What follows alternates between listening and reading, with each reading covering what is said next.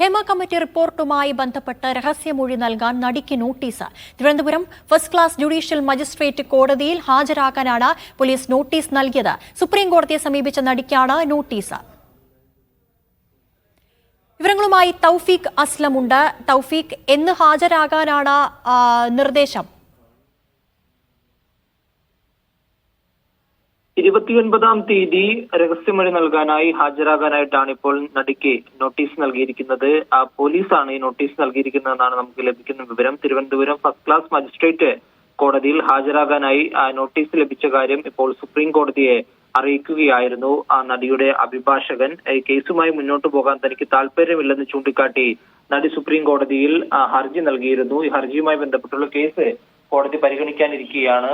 അതിനിടയിലാണ് ഇത്തരമൊരു നോട്ടീസ് പോലീസിന്റെ ഭാഗത്ത് നിന്ന് ലഭിച്ചത്. അതിന്ന് ജസ്റ്റിസ് വിക്രംനാഥ് അധ്യക്ഷനായ ബെഞ്ചിന് മുമ്പാകെ ഓർമ്മപ്പെടുത്തുകയായിരുന്നു.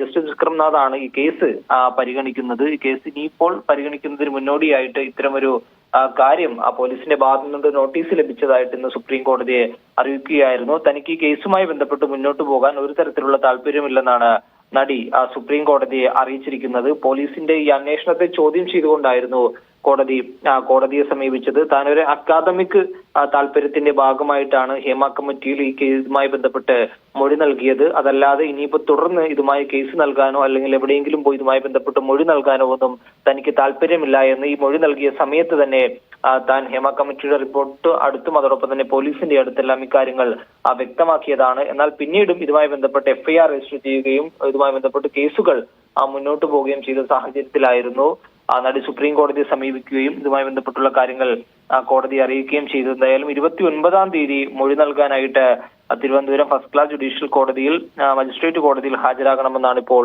നിർദ്ദേശം നൽകിയിരിക്കുന്നത്.